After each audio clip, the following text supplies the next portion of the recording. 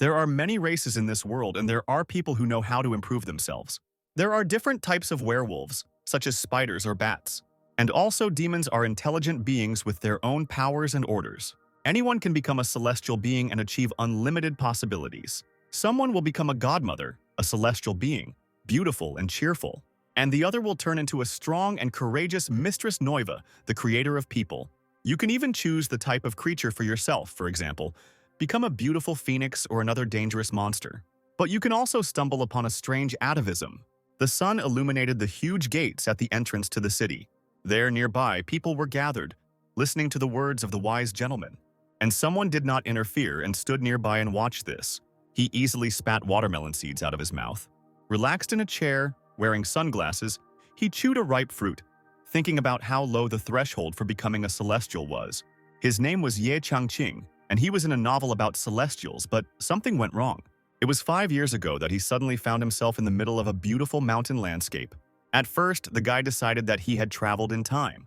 In his dreams, with the help of the system, he will be able to arbitrarily dispose of laws and engage in obscenities with partners in Taoist practice. His eyes sparkled at these fantasies and drool rolled down his chin. Raising his hand, Changqing confidently called out to the system. But no one answered. Only the birds screamed as they took off. He fell to his knees and cried, trying to call at least someone, a boss, a teacher, contacts. It was all useless, and after some time the guy barely made it to the nearest town. Immediately, he met an old man sitting in front of a sparkling blue ball who offered to measure the root of life.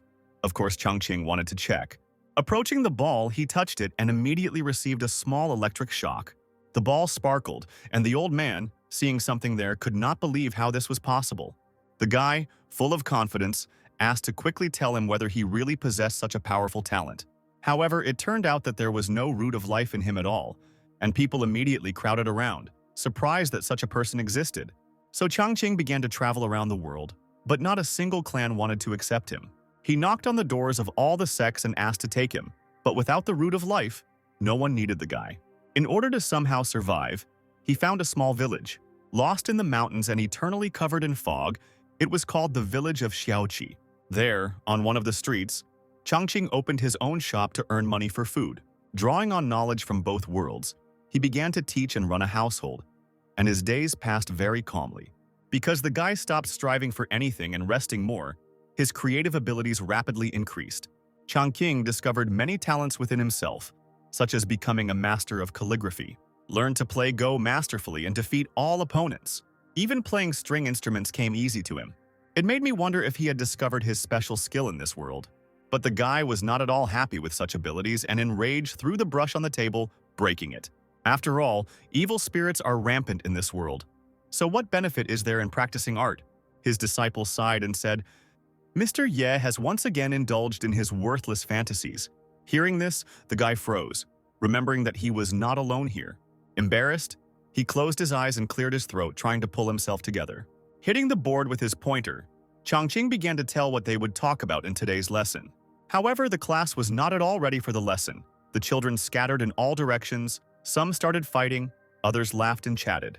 Of course, this behavior angered the teacher and he shouted at them, clenching his fist. And the students began to explain that a celestial being had come to the village to look for students and that their parents had told them to go to her to improve themselves. Another boy's father considered improvement more important than studying, and he asked if Mr. Ye also wanted to improve himself. The angry Changqing shook from such rudeness, but the children immediately apologized. He understood that these little kids still didn't know anything about respect. But then someone said, "We'd rather just laugh in front of you." And the guy was again overcome with anger and a desire to scold this child. And then a cry rang out. "The celestial being is here!" The guy couldn't hold on and fell in the passageway. And the children, wanting to see the girl as soon as possible, said goodbye and stepping on him quickly rushed to the exit. They ran into the city in a noisy crowd and Changqing could only shout furiously after them. On the widest street in the city, many people had already gathered to greet the arriving celestial being. She was a very beautiful girl and the main disciple from Taishuan Shrine, and her name was Lu Wu Shuang, and behind her was another beautiful younger girl, her fellow disciple Wang. The parents who vaccinated their children bowed low in greeting. With a wave of her hand, the girl ordered the selection of Taishuan's disciples to begin, and the servants who came with her obeyed her. A queue was organized and all those who wanted to stood one after another. A ball hung above the ground, and the servant opened the notebook when the first person approached and asked the child's name. The mother of the boy, who was shamelessly picking his nose, beamed and said that his name was Li Gusheng.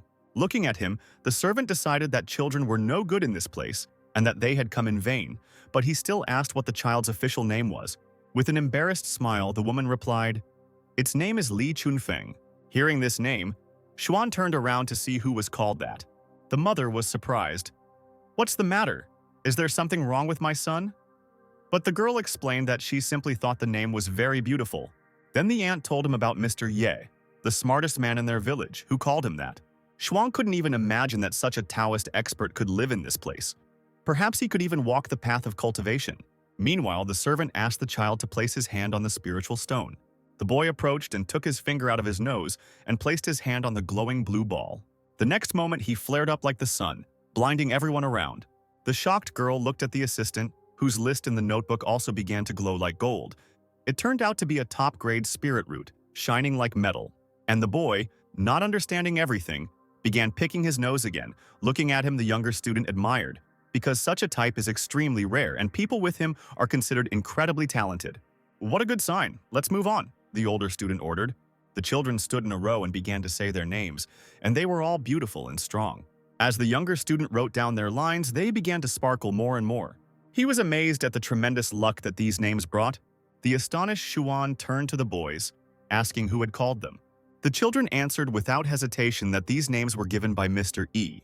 Meanwhile, Mr. Ye himself was nearby and was able to see a golden glow from behind the houses, immediately realizing that this was the light that the soul root of the highest quality possessed. He remembered telling the parents of his students that their children would never become celestials. As a result, seeing this light, the guy felt like a real laughingstock. The next morning, 2 students from Taishuan were walking around the village, the younger one happily jumping ahead. "These candied fruits are so delicious, no wonder there are so many talents here." But Shuang said that she had been here before and had not seen anything outstanding.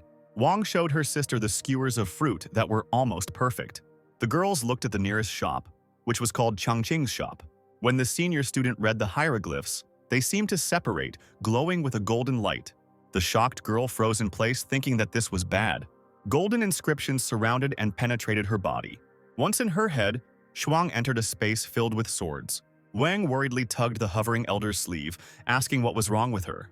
When the girl woke up, she happily exclaimed, "I just entered the 6th level of the golden sword scroll." The younger one was amazed, because the teacher said that it takes 70 years to do this. Shuang didn't expect that just by looking at the hieroglyphs, her skill would increase so much. Apparently, the one who made the inscription was a great expert in the way of the sword. She grabbed Wang's hand and invited him to go inside the shop with her. When they went inside, the girls met a guy who was doing calligraphy. Coming out from behind the table, he greeted his guests and the senior student admired his taste. However, she felt that this person was not perfecting any skill and thought that he was ordinary. And Chang Qing, seeing her elegant clothes and makeup, realized that she served the Celestials and decided that such rich clients would definitely give a lot of money. And he said, "Look around, dear guests. The things here are beautiful. The prices are modest. We are not deceiving anyone." The girls walked around the store, and then the older student noticed something. There was a stunning painting hanging there, a portrait of a young man. An incredible power emanated from him, aiming at Shuang. Feeling that this was not good, she grabbed her sword. Blocking the powerful force of this picture, the girl could not resist it. And then the energy of the sword began to penetrate her body and fill her mind. Xuan closed her eyes and froze in place, her body trembling. Suddenly, she realized that she had advanced in cultivation again. The older student ran up to the shop owner and grabbed his hands, asking, "Who painted this picture and what kind of person is depicted in it?" The guy saw her happy face and decided that she was definitely going to buy the painting, and was even interested in the author. Smiling happily, he realized that it looked like he would be able to sell his self-portrait for a good price today. "I'm embarrassed to admit it, but the author of this painting is me, Ye Changqing," said the owner. Stunning the girls, he confessed, "This drawing is just a self-portrait, a sketch on which I am practicing." However, Xuan was so delighted with the painting that she couldn't believe it. After all, the sword spirit and fire on it are not at all the level that an ordinary practitioner can achieve. The boy was sad and apologized for disappointing the 2 beautiful fairies. The younger student upset him even more by saying, "It's just superficial, the hair, the clothes, just something not worth paying attention to." Xuan tried to object to her younger sister. Since she was still young, she did not understand the true meaning and was talking nonsense. But this only made the guy wonder if she really didn't understand. And the girl thought, this man is young and has an attractive appearance and energy, so why does he have an infinite sword spirit in the picture? She was interested in Changqing, who did not feel spiritual energy. He could deliberately suppress the power. Otherwise, why in the shop even a self-portrait helps to rise? Bowing low, the beauty introduced herself. I am a disciple from the sacred place of Taishuan, Lu Wu Shuang. I ask you, senior, to forgive my ignorance. However, the boy admitted, Madam, I am just an ordinary mortal. Don't call me senior comrade. But in his heart, he wanted to stop this false respect, not intending to bargain. The girl was incredibly surprised that having so much spiritual energy, one could call oneself a mere mortal. And then she realized that since the respected elder had such abilities, his solitude here had a deep reason. She was afraid to say the wrong thing and reveal the secret because it would certainly irritate him. And Changqing was thinking, why is this girl so polite to him? Does she really want to use the store for free? Whereas for the girl, he was a strong personality with whom one had to communicate carefully. And she said, you know, I've been into painting since I was a kid and your work has inspired me, so I want to use the word senior. These words made Mr. Ye delighted. He may not have had spiritual strength, but when it came to art, it was simply beautiful. He asked the girls not to be shy and to enjoy the walk, showing them the various assortments of the store. The younger student had many questions about the branches in the pot, which were bonsai, and the dry and sticky fruits in the jars, which were actually homemade snacks. She also came across a naked, armless female sculpture, and Changqing said that it was the most beautiful woman in the world. Xuan also approached the statue, and at first glance this image seemed offensive to her. But inside she saw indescribable beauty. The girl realized that it was impossible to achieve the ideal even if the limbs were restored. She was fascinated by the understanding of the world of sages and hermits. The many questions from curious ladies irritated the guy, since it was unclear whether they were going to buy something. But then Wang approached him with 2 wooden hairpins, asking how much they cost. Then, Mr. E raised 3 fingers, connecting his thumb and index finger. The girls said they understood, but Changqing didn't care how much they paid in 3 silver coins or 3 spirit stones. He would still end up in the black. The students looked at each other and began to think that for such an incomparable person to exchange treasures for worldly things would be an insult. For Shuang, the guy's gesture seemed to represent an infinite number of laws, and the 3 fingers pointed to the levels of life, while the circle, a symbol of fullness, had the shape of a coin. Everything became clear to her. He just needed to give him the coins. And the girl handed the stunned seller 3 copper coins. At first, he didn't understand that this was the entire payment, but soon it dawned on him that he had only been given 3 coins. The upset boy, who would now have to feed on air, considered the cultivators to be incredibly stingy, and the senior student was only glad that she did not let her sister use spirit stones and hurt the higher beings. Pointing to the painting, Shuang wanted to buy it, and Changqing could only smile. His hand holding the coins was shaking with anger because he had painted the portrait with such skill, and they were unable to truly appreciate the art. The guy had a hard time enduring it, because relationships are important in spiritual practice, but he put together a picture for his girlfriend. Looking at him with admiration and wanting to hear the master's wisdom once again, she said, Senior, will I be able to come to you for advice in the future? Mr. Ye had to agree, although he did not want such a woman to leave him without payment again. When the 2 lovely ladies left the shop, sunset was approaching. Smiling, Shuang hummed something to herself. Surprised, Wang asked why she was so happy, and the senior disciple replied, I just reached the 7th level of the Golden Sword Scroll. This amazed the younger sister, and at first she thought that the girl was joking, because if the 6th level requires 70 years, then the 7th level requires at least 200 years. She asked, is it because of that handsome shop owner? And Shuang confirmed that this senior was indeed an outstanding person. With a heavy sigh, the girl said that this man possessed no small amount of strength. Stroking her younger sister on the head, she added, I don't know if it's good or bad, but I'm under his influence. Then a light appeared under the girl's feet, and a whirlwind of air swirled around them. Flying up on the sword, Shuang said, Let's go. First, let's take the disciples to the sacred land to take part in the test. I have to think about how to inform the master and elders about this. And Changqing was already walking home, thinking about how these students were all getting the attention of the gods, and the painting was sold for pennies. He made everything even worse, and now he would have to wait for it all to end. On the way, he stopped by Wei Restaurant as usual. The owner greeted the guy warmly. asking whether he would have the same 3 dishes for dinner again that day. But the upset Mr. Ye changed his order. "I didn't earn much today, just 2 appetizers and a jug of wine will be enough." Then the owner hugged Changqing, saying that thanks to him, their Wei family became successful. Such politeness surprised the guy, and he immediately thought that Li Leng had already left. And Mr. Wei, pouring wine, said, "Yes, all the children in our town left," and the teachers praised their choice of names, especially Li Leng. Sitting at the table, he continued the conversation. The spiritual teachers froze in place upon hearing the name Wei Zhongxiang, and the guy proudly replied that he had chosen this name with particular care. The man patted Mr. Ye on the back, assuring him, "Even though you don't have spiritual strength, you do have culture." Of course, the guy was very grateful for such words, and the owner ordered the teacher to be served a chicken thigh. Changqing was already about to start eating. Taking the fragrant meat, he was about to put it in his mouth, but then a strong blow landed on his stomach, causing him to drop his hip. Visitors looked at the large black-tailed dog in surprise. The guy straightened up with difficulty and couldn't believe what had happened. A dog named Black Emperor looked at him, wagging his tail and holding meat in his teeth. The restaurant workers came out to look and asked, "Is this the dog that got lost last year?" The guy confirmed this, and the dog began to lick the owner's face. Covered in drool, he fought off the happy dog with difficulty. 2 years ago, Changqing picked up this small black dog of an unknown breed and named it Black Emperor. He fed him scraps, which the dog didn't like at all. After some time, he disappeared, making a hole in the wall, and the guy thought that he had already become a snack for wild animals. Now all of Mr. E's pants and boots were covered in drool. He irritably called his pet a licking dog, but he still looked at his master with the same devotion and barked. Upon entering the house, the dog immediately rushed forward.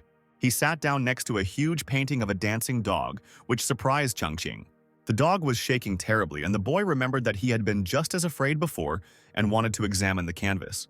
Before going to bed, Mr. E warned the dog, "Your kennel is in place. Don't keep looking at the painting, otherwise you'll get scared again and shit yourself."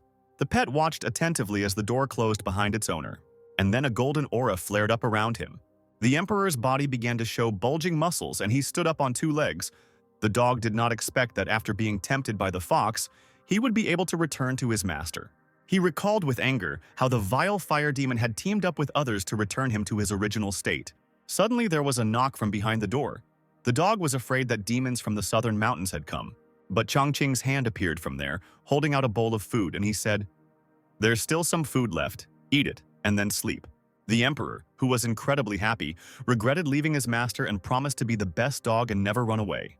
And the guy, lying in bed, thought about how his pet had spent this year away, even though his stately figure and cowardly nature had remained unchanged. Turning on his side, he thought that he had made a mistake in taking the dog as a model when he painted that picture. Then he hoped the dog would become a demonic ruler. But he turned out to be just a licker. Behind the door, the emperor ate his food and no longer worried, because thanks to the master's protection, all the demons would be ants. While licking the plate, the dog thought about his fate, which was determined by the picture created by the owner, and awakened the blood. However, this time he did not bring Mr. Ye a gift and decided to slip away and make a surprise. So at night, a black shadow flashed over the sleeping Changqing. And then came a clear, warm morning. The guy began to slowly wake up and open his eyes.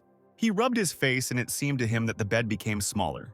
Mr. Ye touched something soft and warm with his hand. Turning around, he was shocked to find a sleeping girl on the bed next to him. She was very beautiful, with fair skin and blonde hair. The horrified and embarrassed boy screamed, "Woman!" The blonde's leg pressed against Changqing's groin, and he screamed. Looking at the girl, he tried to understand what was happening. At first, Mr. Ye thought he was dreaming, and he slapped his hand on her thigh. The feeling seemed very real to the happy guy. But then the 9th Princess Yang Yingxing woke up after feeling the blow. The shocked girl looked around, realizing that she was not alone here. Changqing sat next to her, smiling, and greeted her. However, she did not wait for his words and waved her hand, slapping the guy with all his might, leaving a mark. Mr. Ye fell out of bed with a bang, and the princess asked who he was. Pointing her finger, she began to shout, "What are you doing in my bed? You know who I am?" The confused and frightened girl called for security, ordering them to seize the man. Holding her cheek, Changqing comforted her and explained that this was his home and his bed. The screams could be heard even on the street where the Black Emperor sat wagging his tail. The happy dog found this lively and thought his owner was having a good time. And then Jan stood up and said, "Get out of here," and kicked the guy with incredible force. From such a blow, he flew out the door, landing on his back. The dog ran up to Mr. E, barking. He wanted to know if the owner was happy with the gift, but he didn't understand him and only scratched his head, wondering where this girl came from. Changqing looked sternly at the dog and reprimanded him for allowing someone to enter, and the dog only barked in response, but in fact, it was he who brought her. Meanwhile, the princess was sure that yesterday she had slept at the courier station since she ended up here. Was it really because of this guy? But when Yang hit him, the gentleman didn't look like he had the strength to overcome his defenses. And the girl decided to be cunning, and if he had bad intentions, she would kill him. Shoes clattered on the wooden floor as the princess stepped outside. Standing in the middle of the yard, she began to look around doubtfully. But everything around was completely empty and there was only a small table at which Mr. E was sitting. Jan called out to the focused guy at the top of her voice, but he didn't respond. She hurried towards him with quick steps. The girl didn't expect that the thief would still be here, and even playing chess in a cultured manner. She reached out her hand to smash his go board, but her limb began to tremble, and the princess froze, not understanding what was happening. A strange light emanated from it, and she had to cover her eyes. The energy of this party was incredibly huge. It seemed like Jan's head was going to explode, and she called for someone to help. Finally, Changqing noticed that someone had approached. He looked at the girl's twisted face in amazement. She had slept all night, and now she was like this. Was she really trying to deceive him?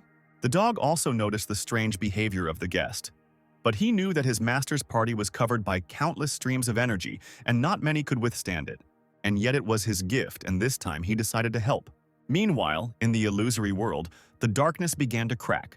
From there, breaking through the darkness, a huge black dog burst out. The girl looked at him in horror, not expecting anyone to break through to her. She realized that it was the dog who helped her deal with this trap. However, this was not the end, and Yang began to fall into the dark infinity. From fear and strong spiritual pressure, she lost consciousness. The Black Emperor rushed forward, realizing that her soul and body were separated. But the real god here was Mr. Ye, and by easily moving the pieces, he helped the girl get out. In reality, he was simply playing a game. Concentrating on the game, the guy was glad that he was finally able to solve this game. Finally waking up, the princess fell to her knees, exhausted. She was shaking. She felt her soul leaving her body, as if through the gates of hell. Raising her head, Yang saw the dog and decided that since he helped her get out of the illusory world, he must be of a powerful level. If it weren't for this dog, her soul would have left long ago. And the emperor believed that the master's strength was largely responsible for saving the girl. Then Changqing noticed that something was wrong and turned to the guest. "Are you okay?" The girl looked at him silently and couldn't believe that this guy was so strong, even subdued a black demonic dog. She thought with admiration that this was the hidden power that was spoken of in the books. But the next moment the princess drooped. She definitely couldn't do anything to him. And Mr. Ye, shocking Yang, suggested, "Maybe you are good at Go. Since you were staring at the board for so long, let's play a game." With difficulty, she began to rise. She remembered the instructions of the old men, who said that powerful people have strange morals. Apparently, the girl had offended him in some way, and now it was better to surrender immediately. She folded her arms and refused, not daring to do anything in front of her elder. However, Changqing smiled at this, surprised that he was called a senior again, and said, "It's okay. I haven't had much to do these years, so all I can do is immerse myself in techniques." It seemed to the girl that his skill had reached its peak, and he had nothing more to improve. Meanwhile, the guy was already setting up the pieces, asking her name, and he asked where she was from. And the princess, looking at him, felt incredible charm and attractiveness. She was unsure whether to reveal her true identity, so as not to cause trouble for her father, the emperor. Reaching for the other figures, Mr. Ye said, "It seems that your clothes and appearance are unusual. You probably also practice the art of cultivation. Were you someone's apprentice?" And Yang admitted that she simply received guidance from a few teachers at her home. "I understand," Changqing replied calmly, continuing to fill out the board. But in his heart, he was furious because ordinary people couldn't afford several art teachers, and she didn't even think about leaving. They sat silently opposite each other while the boy finished setting up the pieces. Finally, he completed his arrangement by placing the last one. And he asked, "Yan, how do you think the blacks will get out of this situation?" Looking at the board, the girl saw that they were trapped. But suddenly she was again plunged into an illusory world. She felt the mighty roads of the world. The princess fell into the path of fate. Like shining carp in a sea of stars, great powers surrounded her. Only unlike last time, this path seemed more friendly to Yang. Breathing heavily, the enchanted girl could not utter a word, and realized that she had reached the transition through the step. The worried guy called her by name, and she was finally able to come to her senses, opening her eyes. The princess stared in admiration at Mr. Ye, who was waving his hand in front of her face, not understanding what was going on. He sighed and decided that it seemed like all the cultivators were a little out of their minds. After apologizing, Yang asked what kind of game Changqing was playing, but the guy silently stood up and turned away from her. He waved his hand and replied, "I was just bored, so I decided to have some fun." And, a little embarrassed, he added that he was playing tic-tac-toe. Remembering the arrangement of the pieces on the board, the girl could not believe that it was such a simple game. She wanted to look at the board again, but the emperor held her back, because next time he might not save the princess. However, she still reached out, wanting to know the truth. In the mountains of this world, one could also see Taishuan, the sacred land of the Tao Paths, and on a high hill, the Gifeng Temple could be seen. There was a crowd inside. Someone was shouting, "Your temple must be excluded." The tall elder, Saint Guifeng, Chang Xuan tried to calm his younger brother, but Hezui Quirin continued to assert, "My subordinates are mainly from lands where spiritual energy has been depleted, so for several hundred years, no good recruits have been found. Today, Mount Taishuan has reached its weakest state." The smiling man, Juyu Mo Ren, said not to panic, because this was the ascension site of their old ancestor. Another cultivator, Qin Hong Zhenren, also spoke up. "That's right, why don't you look for the reasons within yourself? Have you been seriously cultivating? Haven't you been in the bottleneck stage for many years now?" An angry Hezui said that he had closed himself in meditation 2.5 years ago, and the saint kept trying to reconcile them. But the two men continued to mock the younger brother, causing him to flare up with anger. Suddenly, someone called the teacher. They came to report about the situation with the new students. The sect leader patted Hezui on the shoulder and said, "Let's hear about the new disciples first, and then we'll talk." A guy in a long gray robe entered the room. The young man was very handsome and bowed and reported, "Li Changming, the outstanding one, the most handsome in Taishuan, presents himself to the teachers." However, the elders did not want to listen to his praise. The embarrassed young man cleared his throat, getting ready to continue the conversation. Unfolding the parchment, he began to list that this time he accepted 180 disciples, 100 of whom had a low spiritual level. The elder from Gifen was delighted that all the strong children were from his area, and another cultivator congratulated him. Lichen also said, 72 people with average spiritual roots, and Zhenren gloated, because they surpassed last year's figures in Zhangfen, and in the town of Hezui, there was no one at all. The cultivator was furious at this suggestion. He instantly grabbed the sword, intending to draw it. Lightning flashed. The man's aura forced the cultivators to retreat. Hezui was about to raze Shaoqi town to the ground. Meanwhile, the guy continued to talk, provoking the elder even more, about the super high level of 1 person and the high level of 7. But the next word, Shaoqi, caused the cultivator to break abruptly. He turned around, not believing what he heard. Hezui happily asked again if the high spiritual root was really from Shaoqi. Having rolled up the scroll, the young man congratulated his older brother on receiving talented students. The other cultivators didn't believe that such a thing was possible. How could so many talents suddenly appear from a small town when there had only been a single disciple with a middle root in the last 300 years? Of course, Hezui angrily exclaimed, "Is that so? Then only you can have disciples with high spiritual roots?" And the others began to ask the Lord to double-check everything. Only Chang Xuan stopped them when he saw something. He had a list of names in his hands, and the elders looked at it as the leader explained. The new students were previously called Porridge and Dogs, but after training their names were changed. They looked with surprise at the prominent names of each child. The most striking was Wei Zhongxiang, who had a Confucian spirit about him, and the cultivators thought that one of the religious teachers was teaching them. All the names were different. Some were refined, others were masculine or religious. Now the men were sure that the man who inspired the students was certainly an outstanding master of Confucianism and Taoism. Throwing up the list of names, Hezui was sure that this was a blessing from the gods. But Zhenren realized that his elder brother was silent, which meant he must have felt something unusual, and Changshuan confirmed it. He was worried about how he had raised so many talents in a small town in just a few years, and the man thought about it for a long time. And I came to the only conclusion it could only be the progenitor. Maybe he returned to Shiochi and blessed these children. Hezui was happy and laughed and shouted that he was saved. But his brother still had doubts and wanted to see the results of the heavenly ladder test. The master agreed with him. This is a true test to check the student's qualifications. Even the possessor of a great gift needed 7 hours to reach the top. Changmin beamed as he corrected them, finishing in 6 hours and 3/4. Genren argued that if Hezui's disciples couldn't even touch the ladder, they would be useless, but he was sure that they were just jealous of him. And then someone appeared at the door with a message. The elders went outside where the senior disciple Lu Wu Shuang appeared before them. She bowed to the respected teachers, introducing 7 new students who were completely calm, and one was even picking his nose. The head of the sect came forward, scolding the girl for interfering with the test. However, she kept her head down and did not dare to break the rules. And she said, "I just came here and found that these new students had already passed the ladder test and were waiting here." The teachers were shocked by this news and froze in place. A little time passed and the already dressed children bowed before the teachers, saying their names. Hezui even shed tears from such good manners. The elder called the first child, Chun Feng, and the boy approached him. Chang Xuan extended his hand and placed it on the disciple's head, intending to probe his spiritual roots. And then a bright blue aura flared up around. The master was stunned, because it was the embryo of a soul that was fed only by ancestral roots. Xuan, who was observing all this, became interested in what the innate energy rhythm and subsequent spiritual roots are. The head of the sect told the girl that when a student reaches the highest level in his practice, he can interact with the Great Path and cause energetic radiance. And the subsequent spiritual roots are extreme. And they only arise when from an early age the student receives an innate energetic influence. The man finished. He recalled how, 1,000 years ago, the saints had united to create a place of innate energetic influence, but it had ended in failure. And so it was amazing to find these energy fields in a small town and 7 at once.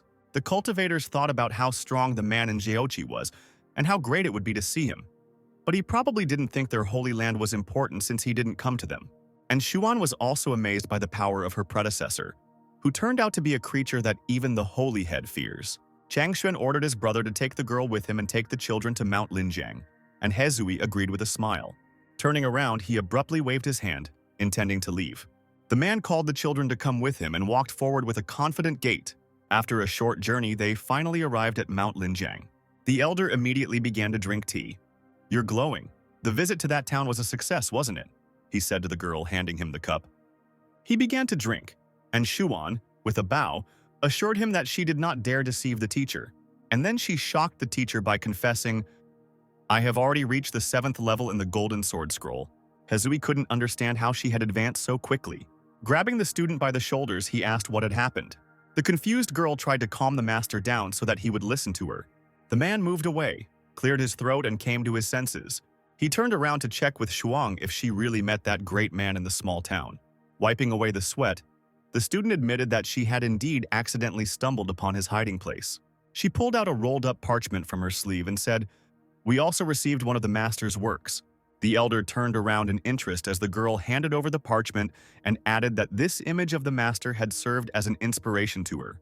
Deciding to take a look at it, he took the drawing from Xuan's hands. Slowly, Hezui began to unfold the powerful portrait. The man had to turn away from the bright light of his aura, covering his eyes. When he finally got a good look at the drawing, he just opened his mouth in amazement. And in Xiaoqi, all was calm. Master Ye continued his game of Go, while Princess Yang watched him. She watched with great admiration as the boy elegantly moved the pieces. However, Changqing was distracted by this constant gaze and asked why the girl was looking at him. She beamed and replied that everything was fine and that she was just curious. And the guy couldn't understand how she changed so quickly because she just looked at the chessboard. Every day, Yang began to address him respectfully and woke up even earlier than Mr. Ye, admiring his activity. "I swept the yard, although the foreman said it was not necessary. She helped a lot in the store and hardly rested, insisting that she was not tired." Looking at how skillfully the girl poured tea, Changqing wondered if she really wanted to buy his painting at a lower price. Smiling and beaming, the princess offered him the drink, and her happy face gave the guy an idea. Perhaps she is attracted by his attractive appearance. The embarrassed Mr. Ye couldn't ignore the beauty's attention. Calmly rearranging the pieces, he turned to Yang. Smiling, he offered to go grocery shopping together, as he was planning to cook a special dish today. The central street of the small village was crowded. Everyone around greeted Changqing and he waved back with a smile. The guy stopped at the counter and the girl was amazed by his respect and veneration among the locals. He started arguing with the saleswoman over expensive vegetables. But the princess only admired the master's modesty and friendliness even more. Next, they went to the butcher's shop, where they happily asked him what Mr. E would buy today. He asked for 2 pounds of the best pork side, and the seller began to cut up what he needed. When everything was ready, he tied the meat beautifully, tightening the bow. While handing over the goods, the man asked, "Have you brought your wife with you today?" The embarrassed girl blushed, realizing that they were talking about her. But Changqing corrected the salesman. "You are mistaken, Lady Yang is my guest." The man added in a whisper, "My neighbor told me that there was a lot of fuss in your house a couple of days ago. Take care of your health."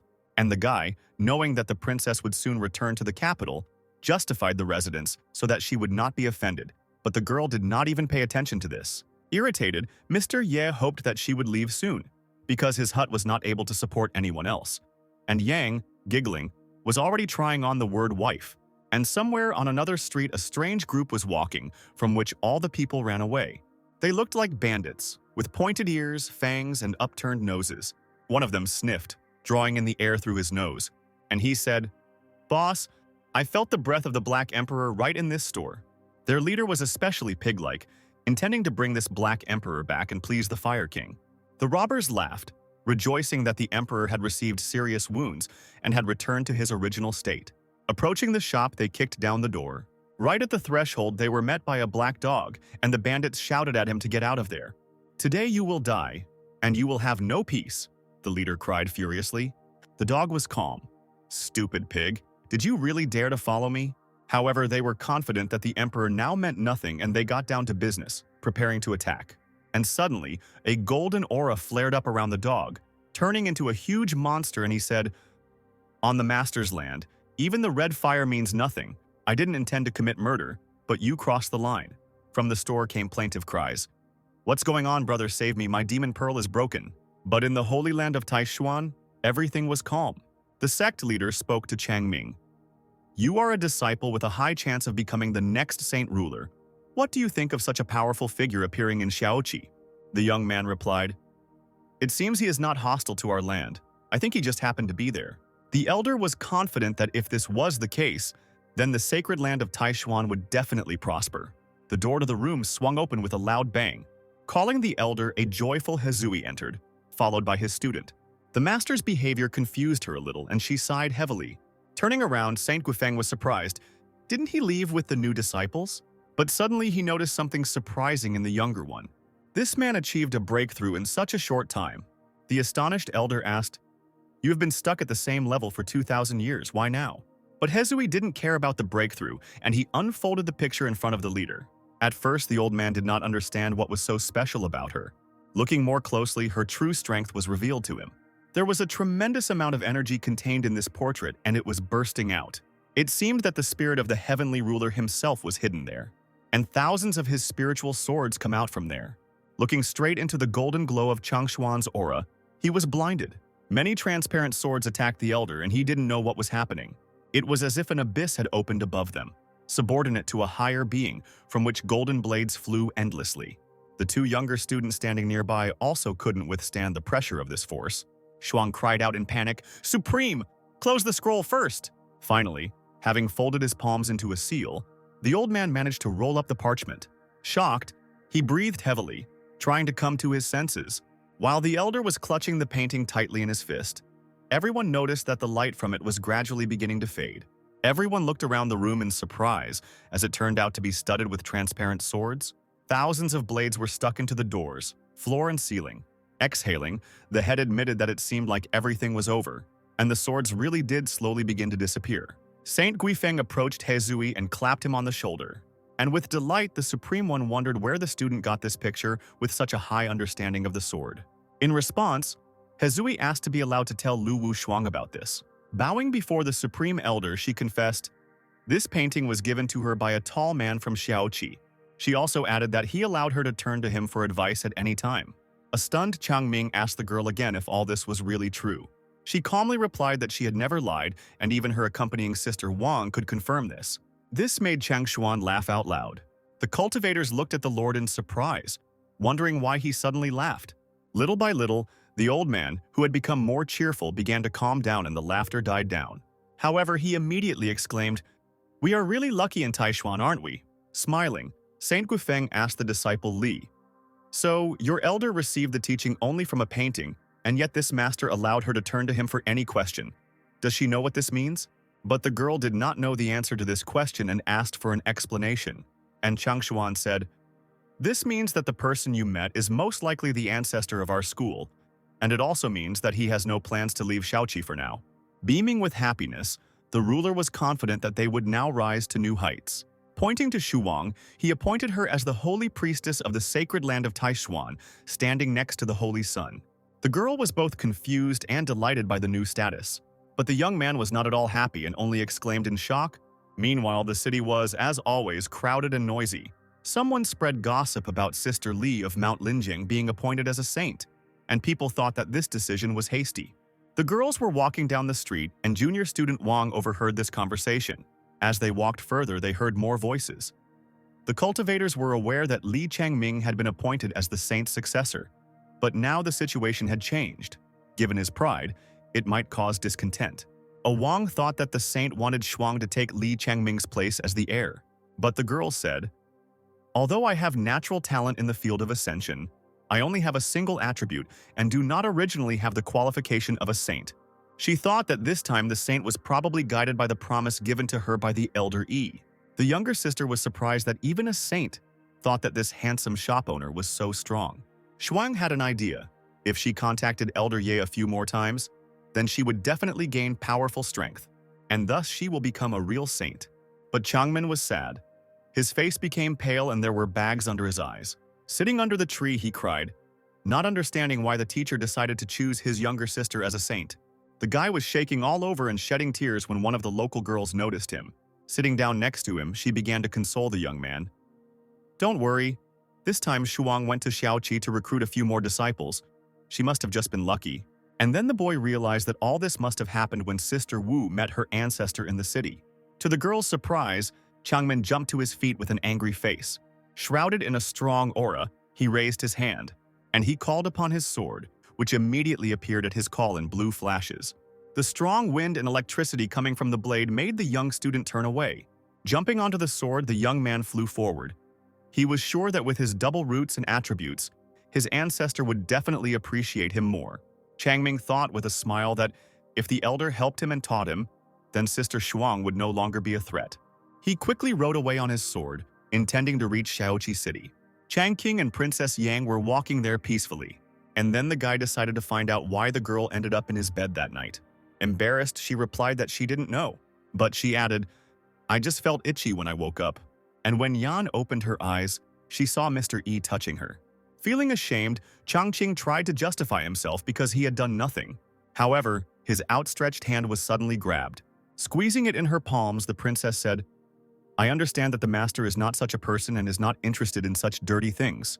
The girl was beaming with happiness and was sure that their meeting was an order from heaven. The confused guy thought she had misunderstood something. After all, he was not a celestial being and he was interested in all these dirty things. But suddenly, a tear ran down his cheek and his lips curled. Changqing was terribly sorry that he did not have enough strength and was simply afraid to take on the matter. And then his gaze fell on something unusual. It was a strange young man who walked on tiptoe down the street as if trying to hide. The alarmed boy couldn't believe that this was possible.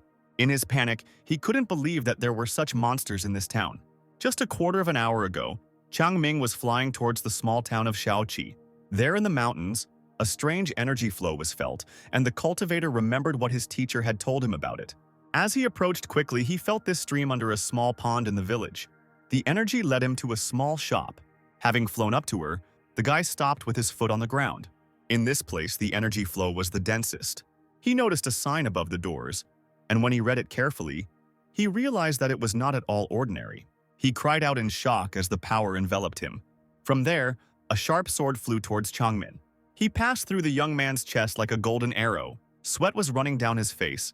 Even if the guy had not trained in sword art, he could still feel the enormous power contained in this place, and he realized that this was probably where Shuang got her chance. He sighed, hit his fist against his palm, and bowed, greeting the elder. "Taishuan, the inheritor of the sacred world, Li Changming, I ask you to grant a meeting with the ancestor." But no one heard his high-flown words, and there was silence all around. Raising his head, the cultivator saw that the door to the shop was open and immediately wondered if the ancestor had left. And he went inside, although he thought that it was not good to break into the ancestral home like that. But Changmin left the house without the teacher's knowledge, and he didn't have much time. This time, the guy really wanted to achieve something. With this attitude, he confidently stepped inside. Seeing someone inside, he immediately introduced himself as a disciple from the Holy Land. There, in the center of incredible energy and dead bodies, sat a strange creature with black fur and a tail. When it turned around, the dog's eyes flashed scarlet. The monster stood on its hind legs and incredible power emanated from it. The young man opened his eyes in horror, not expecting to see something like this here. Unable to stay on his feet, he sat down on the floor, hitting his tailbone. After all, he trembled and didn't know how a demon lord-level beast appeared in this village. But suddenly someone's hand fell on Changmin's shoulder. He turned around and screamed, because it seemed to him that there was a monster standing there too. However, the next moment, a smile blossomed on the face of the man who appeared and he asked, "It seems you were scared. Is everything okay?" Stuttering and shaking with fear, the boy pointed inside the store, claiming that he saw something there. Mr. Ye wondered what could be in his shop. In shock, the young man asked again if this was really this man's store. Having put down the basket of vegetables, the guy stood up, confirming that this was indeed the case. While he was talking with the guest, Princess Yang was already approaching them. Despite Changmin's warnings, the boy went to see if there was anything strange inside. Opening the door, he looked back, calling the Black Emperor. But then Mr. E noticed something unusual. There were many wild boar bodies scattered around the shop, and suddenly an idea came into the guy's head about how this happened. He gave Miss Yang a basket of groceries. Then turning to the frightened young man, Changqing began to explain, thinking that the young man had misunderstood. The stunned cultivator wondered what they could have told him, and the shop owner said, "Although I sometimes collect mountain goods to sell, I have never collected mountain boars." But the guy looked at him with a completely uncomprehending look. He wondered what this man meant, and he decided that this gentleman probably wanted Changmin to help him remove the demonic bodies. Suddenly, the Black Emperor interrupted Changqing with his barking. Seeing the dog, the young man froze in horror, his eyes wide open. In an instant, he jumped back to the very exit. Pointing his finger at the dog, the guy shouted, "It's him!" However, Mr. Yes smiled brightly and grabbed the dog by the scruff of the neck, saying, "This is my pet. He's a little stupid. Don't be offended." And in the eyes of the young man, this dog with a strong aura was a bloodthirsty monster. He was truly horrified that someone would keep the Demon King as a pet. Taking a long breath and calming down, the guy thought that this could be the one he was looking for. Changmin bowed deeply and introduced himself again, greeting the elder and saying that he had come for guidance. Listening to all this, Changqing only looked at the guest with bewilderment. With excitement, he realized that as soon as he was called a senior, it meant that something was not right, and that this was again a person from the Holy Land of Taishuan. Last time a girl showed up and took the painting for 3 coppers. This time they angered the guy even more by leaving wild pigs in exchange. He thought angrily, "Were all cultivators so greedy?"